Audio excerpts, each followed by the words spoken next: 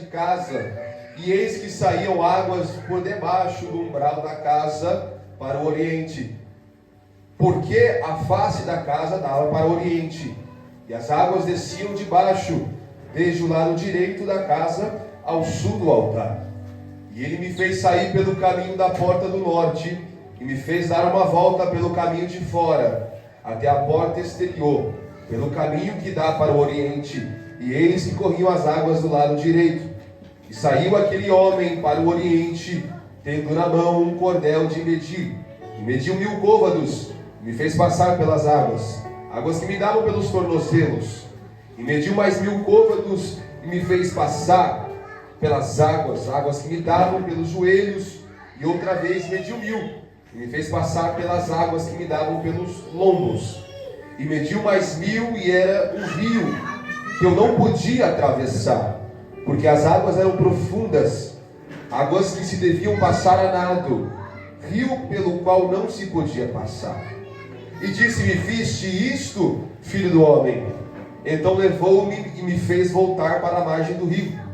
E tendo eu voltado, eis que à margem do rio havia uma grande abundância de árvores, de um e de outro lado.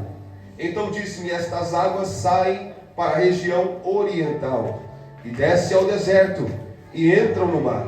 E sendo levadas ao mar, as águas tornar-se-ão saudáveis. E será que toda criatura vivente que passar por onde quer que entrarem estes rios viverá. E haverá muitíssimo peixe, porque lá chegarão estas águas, e serão saudáveis, e viverá tudo por onde quer que entrar este rio. Pai, em nome de Jesus Cristo, eu entrego minha vida a Ti agora, Senhor. Que não seja eu, Samuel, pregando, mas que seja o Espírito Santo de Deus me usando para falar com a Tua noiva, em nome de Jesus. Amém. Você que pode, ocupe seu assento. Eu sempre gosto de dizer que se você consegue dar glória sentado, você senta. Se você não consegue, eu tenho a plena certeza que o pastor vai te autorizar a ficar de pé. Amém? Vai se sentar. Não você consegue, pode ficar. Glória a Deus. Queridos, Ezequiel, ele é um profeta que é constituído pelos profetas maiores da Bíblia. Profetas maiores e menores não são constituídos pelos seus feitos, mas sim pelo tamanho dos seus livros. Ezequiel tem um livro com muitos registros, e por causa dessa quantidade de capítulos, ele é intitulado como um dos profetas maiores. Só que eu acho interessante é que Ezequiel, a família dele é da linha sacerdotal. Ezequiel, ele nasceu com a promessa de ser um dos sacerdotes. Quem sabe o sumo sacerdote? Servir no templo. Mas pelas situações adversas do tempo de Israel, ele não pôde servir como sacerdote, tendo vista de que Ezequiel, ele cresceu num tempo de exílio. Ezequiel cresceu num tempo de escravidão. Ezequiel não teve a mesma oportunidade de outros profetas de crescer perto do templo, crescer em Jerusalém. Ezequiel cresce em meio a um tempo de opressão ao povo de Israel. Por que esta opressão?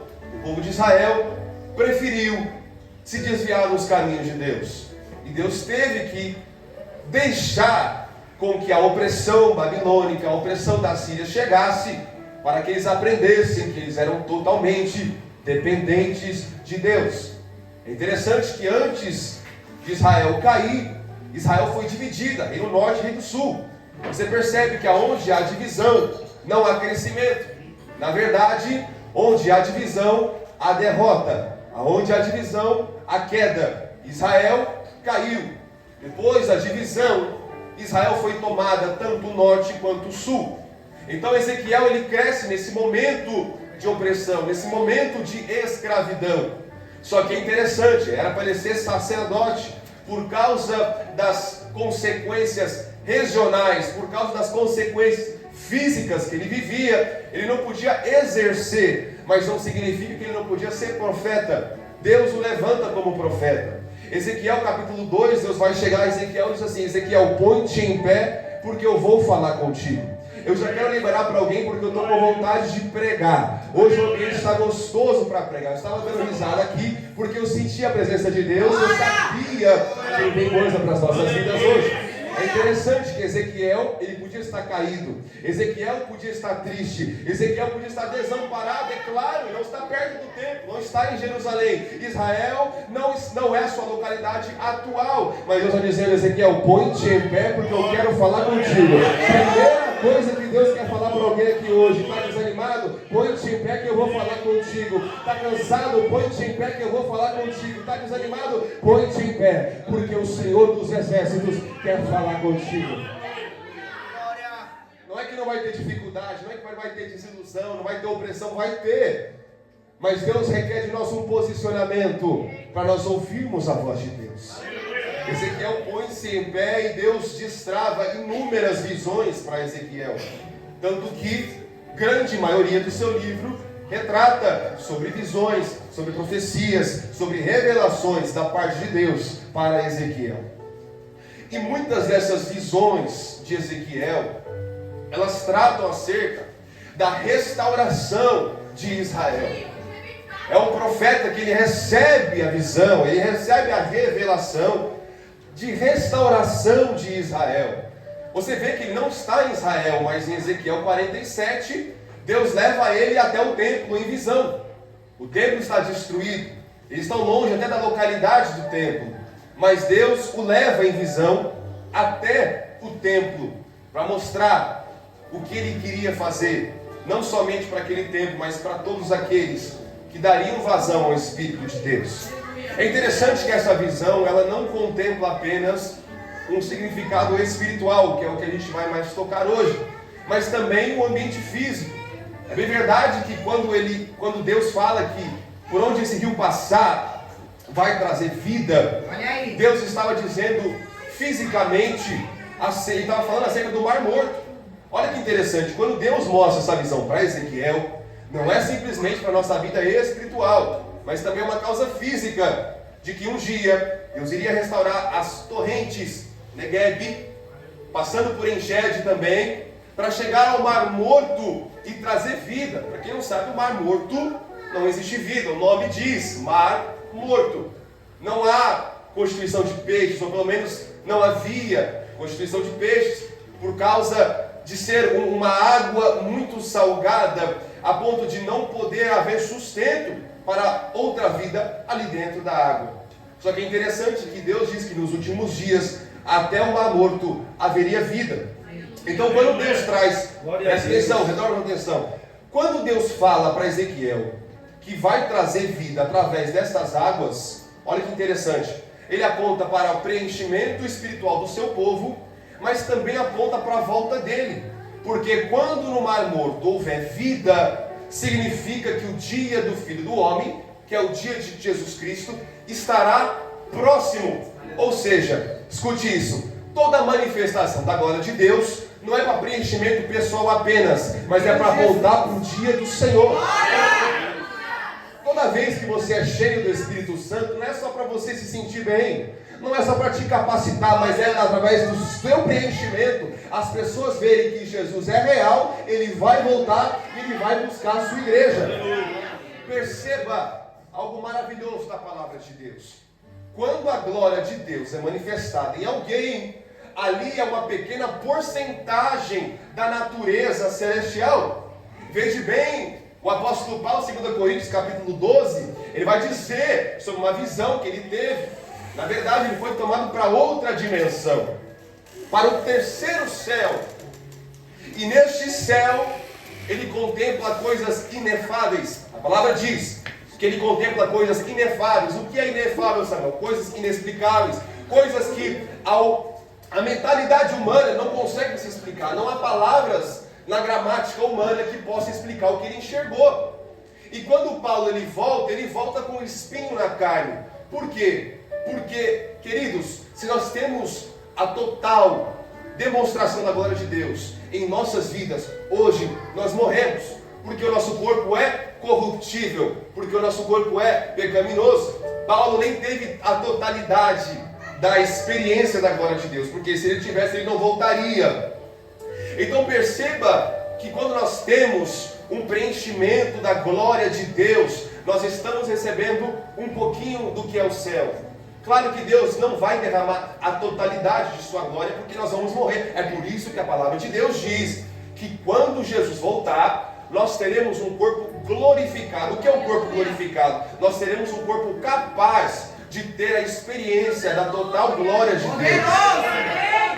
E quando nós recebemos esse corpo glorificado, aí sim nós vamos ter a experiência da totalidade da glória de Deus. Enquanto não recebemos, nós vivemos de pequenas descargas da glória de Deus, pequenas demonstrações da glória de Deus. Este culto foi uma demonstração de um pouquinho da glória de Deus. Então você vê que interessante, quando nós vivemos a glória de Deus, nós somos preenchidos, mas também nós apontamos para a vida do Senhor. Então toda vez que você é cheio, e aquilo não aponta para Jesus Cristo, toda vez que você é cheio, aquilo não aponta para a volta de Jesus, toda vez que você se intitula uma pessoa cheia de Deus, mas a sua vida não aponta para a vinda de Cristo, você não é cheio de verdade. Você não é cheio de verdade. Porque uma pessoa cheia da glória de Deus, de verdade, genuinamente, ela aponta para a vinda de Cristo. Porque a glória que nós recebemos agora não há de se comparar com a glória da vida eterna. Preste atenção, vamos lá. A palavra de Deus diz que um homem, que aqui podemos intitular como um ser angelical, um guia angelical, guia Ezequiel até o templo. E não somente ao templo, mas as correntes de água, as correntes de águas que saíam do templo de Jerusalém.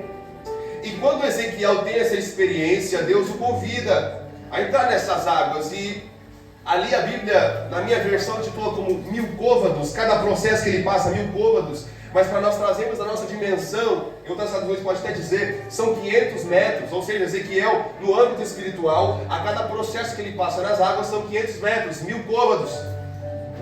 A primeira vez que ele entra na água, ele anda 500 metros e ele alcança a água até o tornozelo.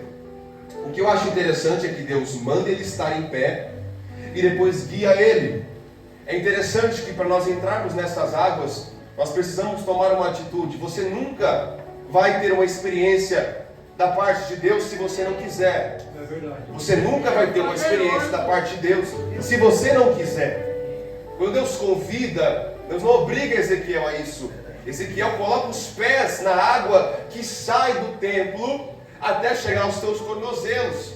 Aqui conjecturando, trazendo uma tipologia bíblica, nós percebemos que são os primeiros passos de um cristão. Ou talvez não de um cristão, pode ser até velho, mas os primeiros passos dele diante do Espírito Santo. Glória a Deus. Quando você entra numa praia, quando você vai num local de um rio onde tem águas, você sempre coloca o pé primeiro, para sentir firmeza e ter a experiência de como a água está.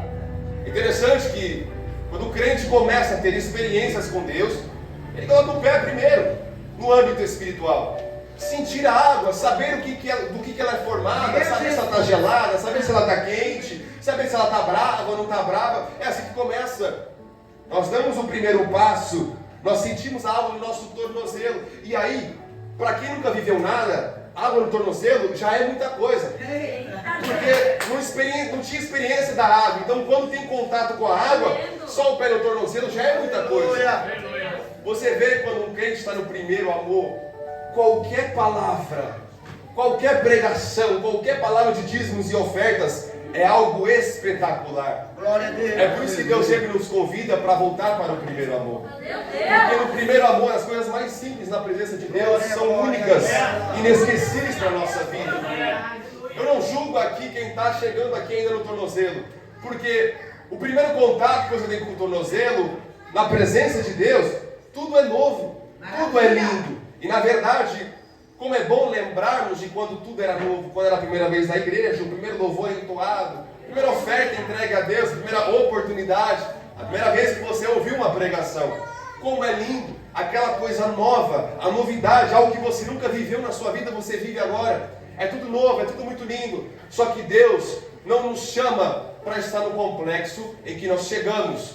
Nós chegamos de uma maneira, mas Deus requer uma transformação das nossas vidas. Nós chegamos de uma maneira na igreja, Nós chegamos de uma maneira na casa do Senhor, mas não é dessa maneira que nós ficamos. Deus nos convida para algo mais profundo. Na visão de Ezequiel, ele anda mais 500 metros ou 1000 côvados, ele chega com a água no joelho. Toda a tipologia bíblica retratada sobre o joelho nos traz a memória da oração.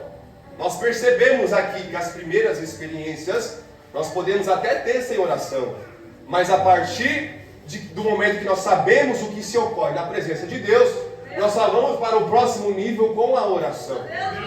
Perceba, quando um crente novo ou uma pessoa não crente entra na igreja e sente a presença de Deus, ela orou lá fora? Não orou. Ela não era crente, ou é novo convertido, está aprendendo ainda o que é orar. Ainda que a oração seja algo simples, a pessoa não sabe realmente o que é uma oração. Mas depois que ela vive tudo, ela não consegue passar para o outro nível sem ser pela oração. Eu quero dizer para alguém aqui que talvez esteja querendo ir para o próximo nível da presença de Deus. Sem a oração você não chega. A oração é o caminho da intimidade com Deus. A oração é o diálogo celestial. A oração é o portal que você recebe aquilo que Deus tem para você. A oração é o meio de comunicação que Deus revela o que Ele tem para a sua vida. A oração é o meio de comunicação que Deus te mostra para onde ir. Sabe o tal do GPS espiritual? Você só tem acesso a ele pela oração. Você não consegue abaixar o aplicativo, você não consegue entrar pelo seu celular, você não consegue perguntar para o seu amigo para te guiar. A única forma de você ser guiado espiritualmente é no joelho, é na oração. Ezequiel, ele podia ter ido mais fundo, mas ele chega 500 metros e ele percebe que a água estava no joelho. Porque sem a oração, a gente não tem um avanço espiritual. Sem a oração a gente não tem profundidade. Sem a oração a gente não tem, aleluia, totalidade do que Deus quer para a nossa vida. Porque é na oração que Deus se revela. É na oração que Deus se comunica. É na oração que Deus fala. Oração é uma via de mão dupla. Nós esquecemos que a oração é uma via de mão dupla. Nós achamos que a oração é apenas daqui para lá, mas também de lá para cá. A oração não é só para a gente falar com Deus, mas a oração é o momento que Deus fala com a gente também. Quando nós entendemos que a oração é uma conversa dos dois lados, nós vamos crescer espiritualmente. Porque a gente se preocupa tanto em pedir, em preocupar com o que a gente quer, e se a gente começar a se preocupar com o que Deus quer para as nossas vidas. E se a gente começar a perguntar para Deus, Deus, aonde você quer, aonde o Senhor quer que eu chegue? Aonde o Senhor quer que eu entre? Aonde o Senhor quer que eu fale da tua presença? É a oração que vai nos revelar isso. Ezequiel anda mais 1000 côvados e a água chega na cintura. Já está metade cheio. Mas perceba, metade não é 100%, metade não é completo. Deus nunca vai requerer 50% da sua vida. Deus sempre vai querer 100% da sua vida, 100% da sua devoção, 100% da sua atenção e da sua dedicação a Deus. Perceba que Deus, Ele não divide nada com ninguém. O que Ele tem para Ele é para Ele 100%. Perceba que toda vez que Deus tem um chamado para alguém, tanto na Bíblia quanto nas nossas vidas, no mundo pós-bíblico, Deus requer 100%. Quando Deus escolhe os seus discípulos, muitos deles a Bíblia retrata a chamada de Jesus. Larga tudo o que você está fazendo, vem e me segue. Arruma as tuas coisas, vem e me segue. Eliseu, o que ele diz para Eliseu? Arruma a tua casa e vem. Porque Deus nunca vai requerer metade da sua vida. Deus quer a sua vida por inteiro. Se a sua vida é 99% para Deus, esse 1% é do diabo. Porque Deus, Ele trabalha com totalidade, com entrega de 100%.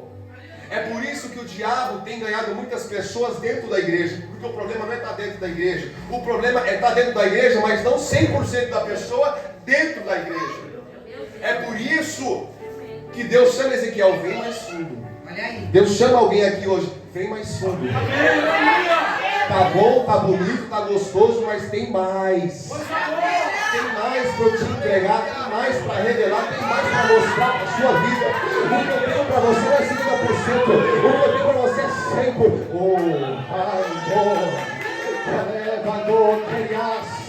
Deus está falando para alguém que eu quero te encher completo. Eu não quero te encher os domingos, eu não quero te encher os sábados, eu quero te encher os 7 dias da semana, eu quero te encher os 31 dias do mês, eu quero te encher os 365 dias do ano. Eu te quero por completo. Olha que interessante, Ezequiel chega ao ponto, mais 1000 côvados, mais 500 metros, e ele chega ao momento que ele não consegue mais andar. Ele só consegue atravessar por nado. Ele só consegue nadar. Por quê? Se você entra na água e dá pé ainda, é você que está se guiando. Eita! Mas se você entra na água a ponto de não conseguir andar, aí já não é você que anda, é as águas que te levam. Perceba, toda vez que você conseguir decidir o que quer fazer, é você que está guiando. Mas aí quando não tem mais jeito, as águas já te levaram, aí você sabe que você está no centro da vontade de Deus. Porque na verdade, quando você anda, você decide para onde vai. Mas quando as águas do Espírito de Deus começam a te guiar, isso significa que aonde você vai já não foi você que quis ir. Aquilo que você fala não foi você que quis falar. Aquilo que você faz não foi você que quis fazer. Foi Deus que fez você fazer. Foi Deus que fez você falar. E foi Deus quem fez você chegar. Eu vou liberar para alguém aqui. Eu não vim brincar, eu vim pregar. Eu vim ser boca de Deus. A partir de hoje, você não vai decidir para onde você vai. A partir de hoje, você não vai decidir o que você vai falar. A partir de hoje, você vai ser tão tomado, tão cheio da presença de Deus, que Deus vai falar através de você. Deus vai te guiar, Deus vai te levar, Deus vai te colocar onde Ele te quer. Porque quem te guia não é os teus pés, quem guia é as águas do Espírito Santo de Deus. Então perceba, Deus não quer dividir a direção da sua vida. Deus está dizendo para alguém aqui nesta manhã: deixa eu tomar o volante da sua vida, deixa eu dirigir a sua história, deixa eu escrever o seu destino. Aleluia. Deus tem tantos planos para a nossa vida, Deus tem tantos projetos, mas muitas vezes eles não são realizados porque a gente quer tomar a frente da situação, a gente quer fazer aquilo que Deus falou que vai fazer. Quantas vezes Deus não fala para a gente: olha, vai acontecer, eu vou te levantar, eu vou te exaltar, eu vou te usar, eu vou te tirar desse lugar e colocar num lugar novo, um tempo novo. E a gente, pelas próprias mãos, pelos próprios pés, queremos chegar nesse lugar onde Deus falou: eu vou te levar. Perceba, se Deus falou que Ele vai te levar, é Ele que vai te levar, não é o seu pé, não é a sua mão, não é a sua fala, não é a sua comunicação com alguém, não é a sua amizade. Quem vai te levar aonde foi prometido é quem te prometeu. Se quem te prometeu foi Deus, vai acontecer, Ele vai te levar, vai fazer, e vai acontecer, porque é as águas que vai te levar. São as águas. Perceba uma coisa interessante: não é Deus que vai decidir o nível de glória que você vai viver. Quem decide que você vai ser cheio é você. Nós reclamamos: Deus, eu não sou cheio. Deus, eu queria ter a unção. Deus, eu queria ter a graça que a outra pessoa tem. A outra pessoa decidiu andar outro passo, mas 1000 côvados para chegar ao momento onde ela está tomada pelas águas. A única pessoa que vai definir o nível da tua unção, do nível da sua vida na glória de Deus, é você. A única pessoa que vai definir a sua posição na presença de Deus é você. Por quê? Até um certo momento a gente anda, mas para chegar aonde a gente nada, nos rios de Deus, nós precisamos andar até lá. Sabe o que acontece, pastor? Muitas pessoas querem mergulhar no raso e acabam se machucando. Muitas pessoas querem viver da presença de Deus. O que outras pessoas vivem acabam se machucando. Por quê? Porque não decidiu chegar na parte que nada. Não decidiu ser tomado por inteiro. Está cheio só no tornozelo, está cheio só no joelho, está cheio só na cintura e quer mergulhar porque o outro mergulhou. Meu filho, você precisa chegar até lá e mergulhar. Agora, ficar no raso, você vai se machucar. É igual um culto como esse, pós-congresso. Vocês podem ter orado pelo congresso, vocês podem ter consagrado pelo congresso, mas se não manteve em consagração, se não manteve em oração, se não manteve em vida espiritual, vai querer vir aqui, vai querer marchar e vai se machucar, porque a água está rasa. Mas para aqueles que têm vida de oração, para aqueles que têm vida de busca, para aqueles que têm vida de consagração, pode mergulhar, porque está na nas águas profundas do Espírito. Se você vir querer ser cheio só na igreja, você vai se machucar, porque o processo de preenchimento não começa aqui. O processo de preenchimento começa lá, ó, na sua casa, no seu trabalho, na tua família. Posso dizer uma coisa? Crente não é só aqui dentro, crente é lá fora também. É por isso que as águas do templo não fluem só dentro do templo, mas fluem de dentro para fora, porque na verdade nós somos uma metamorfose. O que nós vivemos aqui, nós vivemos lá fora. O que nós somos aqui, nós somos lá fora. A presença que nos deixa aqui é a presença que nos carrega lá fora.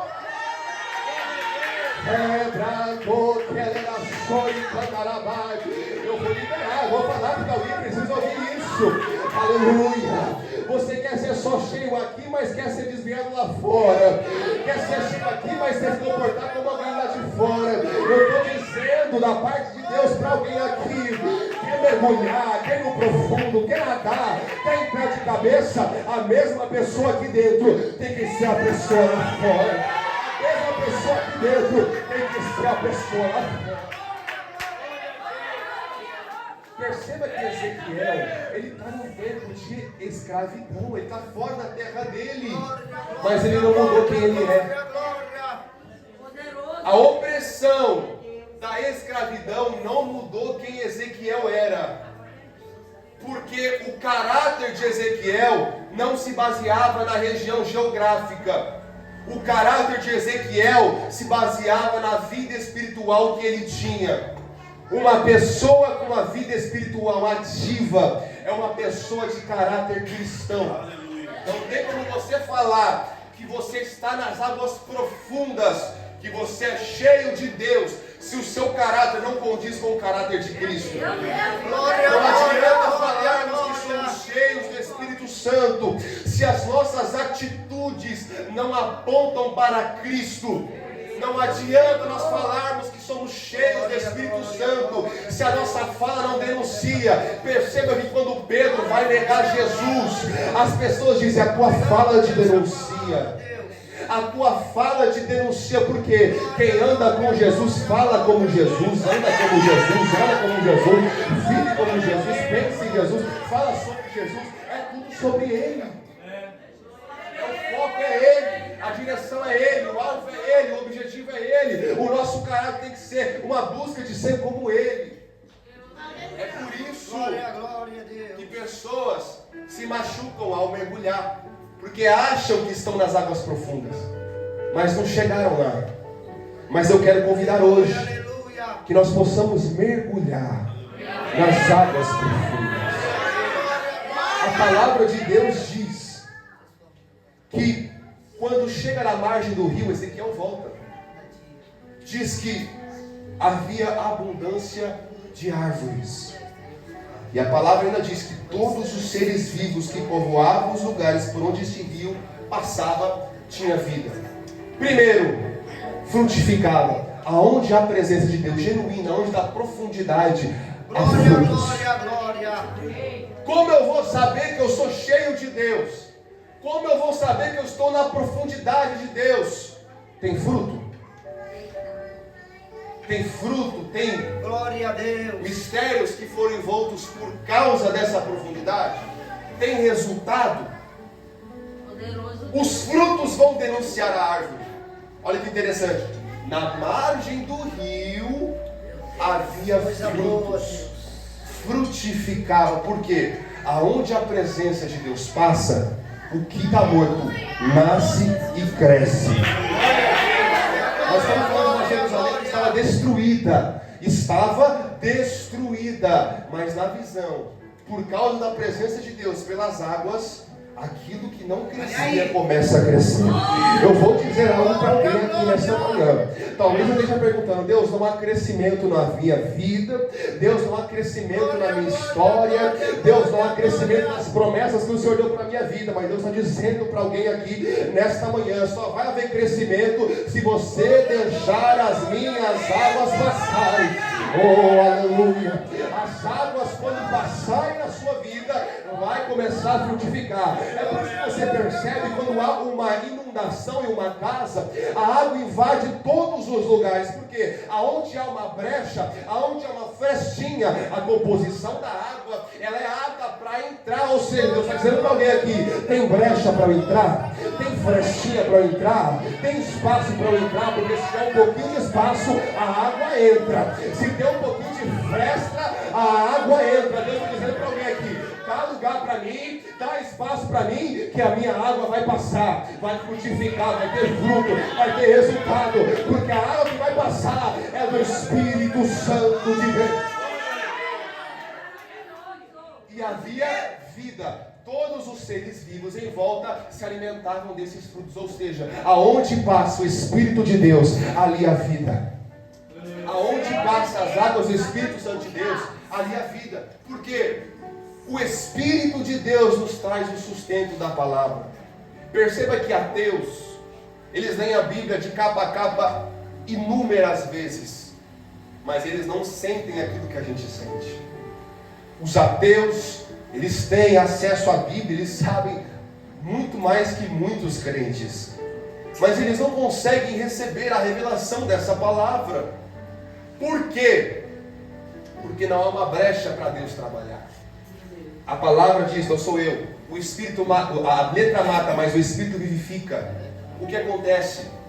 A Bíblia, sendo lida como um livro comum, não acontece nada, mas quando você lê a Bíblia com brechas para o Espírito Santo de Deus, ali há vida. É por isso que pessoas que às vezes só lê um livro da Bíblia já é transformado, porque tem brecha para Deus trabalhar. Se nós fazemos o nosso devocional, a nossa leitura diária, ler por ler, hoje eu não li, eu vou ler correndo aqui o Salmo 23 e está tudo certo. Não há transformação, porque Deus não acha brecha para passar. Não tem como ser profundo se não tem brecha para a água de Deus entrar. Deus está dizendo para alguém: tapa as brechas no mundo e abre as brechas para mim. Moisés, quando Moisés pede a glória de Deus, Deus convida Moisés para ir na fenda da rocha. É o que a fenda da rocha? Uma frestinha, é um buraco da rocha para ele ir ver a glória de Deus. Os maiores mistérios de Deus só são revelados se nós damos espaço para Ele nos revelar. É por isso que em Apocalipse a Bíblia diz que Jesus está na porta e bate, e aquele que abrir, Ele vai entrar e cear com Ele. Deus está dizendo: quer ter profundidade? Deixa eu entrar. Quer ter profundidade? Deixa eu cear. Quer ter profundidade?